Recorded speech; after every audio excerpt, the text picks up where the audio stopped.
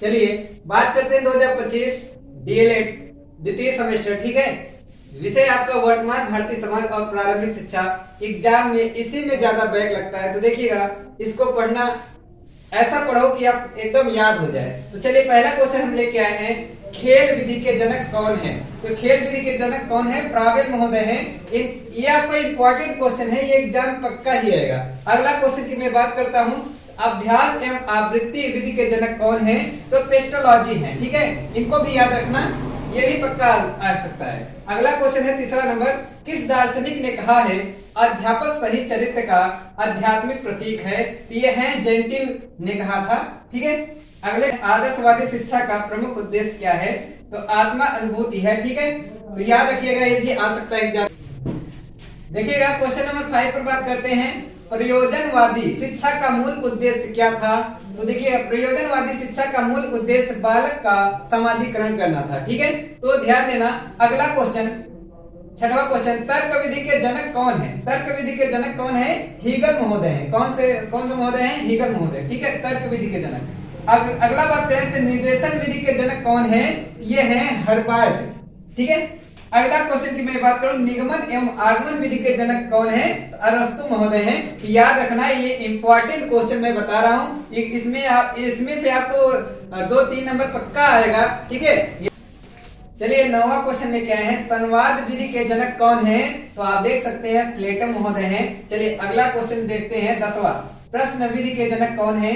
ये सुकरात जी हैं। ठीक है, 11वां क्वेश्चन में है, आदर्शवाद के अनुसार ब्रह्मांड की रचना किस शक्ति से हुई है? तो आध्यात्मिक शक्ति से हुई है। किस शक्ति से हुई है? तो आध्यात्मिक शक्ति के द्वारा हुई है। अगला मैं क्वेश्चन की बात करूं तो आदर्शवाद के अनुसार किस जगत का महत्वपूर्ण स्थान है? तो आध्यात्मिक जगत का महत्वपूर्ण स्थान है। तो ध्यान देना। 13 की बात करते हैं, यह कथन किसका है?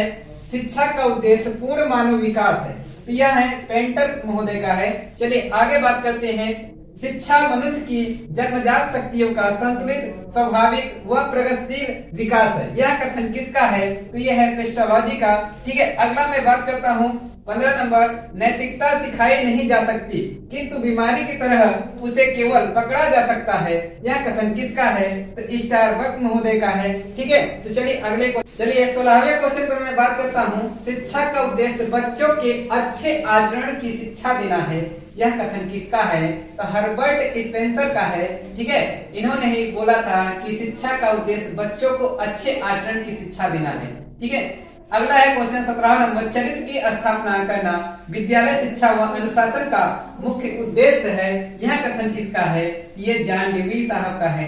ठीक है, अगला क्वेश्चन की मैं बात करूं तो मनुष्य की सबसे बड़ी आवश्यकता है, सबसे बड़ा रक्षक चरित्र है, शिक्षा नहीं। यह कथन किसका है? यह कथन स्पेंसर महोदय का है। ठीक है, 19 नंबर क्वेश्चन लेके आए हैं, वह शिक्षा किस काम की जो भविष्य के लिए वर्तमान का बलिदान करती है? यह कथन किसका है? तो रूसो का है। ये इंपॉर्टेंट क्वेश्चन है, आप चाहे लिख लीजिए, ये एग्जाम में पक्का आएगा। अगला क्वेश्चन की मैं बात करूं तो प्लेटो ने नागरिकों को कितनी श्रेणियों में विभक्त किया? तो 3 श्रेणियों में विभक्त किया था। ठीक है, 21 नंबर क्वेश्चन की मैं बात करूं, जिस व्यक्ति को सच्चा ज्ञान है वह सद्गुणी के सिवाय और कुछ नहीं हो सकता।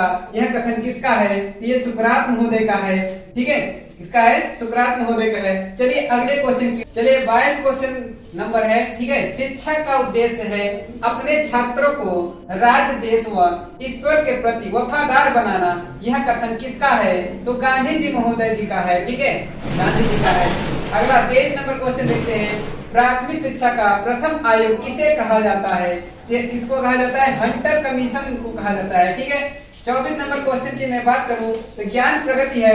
यह कथन किसका है? तो सोफिस्टो का है। ठीक है, अगले में क्वेश्चन की बात करूं, यह कथन किसका है? विज्ञान की शक्ति है। तो ये किसका है? अरस्तु महोदय का है। 26 नंबर क्वेश्चन लेके आए हैं, किसने कहा है ज्ञान ही पवित्रता है? तो ये सुकरात महोदय ने कहा था। ठीक है, तो ज्ञान ही पवित्रता है, ये सुकरात महोदय ने कहा था। 27 नंबर की बात करते हैं, किसने कहा है सच्ची शिक्षा को बालक के लिए बेरोजगारी, ठीक है, बेरोजगारी के विपरीत एक बीमे के रूप में होना चाहिए? ये गांधी जी ने कहा है। ठीक है, अगला क्वेश्चन है, शिक्षा का मानव जीवन के लिए महत्वपूर्ण कार्य क्या है? तो बालकों का चारित्रिक क्या करना है, विकास करना होता है। चलिए अगले क्वेश्चन देखिएगा, 29 नंबर क्वेश्चन पर आते हैं। स्वामी विवेकानंद जी के बचपन का नाम क्या था? तो ये ध्यान देना, नरेंद्र नाथ था। ये याद रखना, एग्जाम में 100% आपको एग्जाम में पक्का आएगा, ठीक है।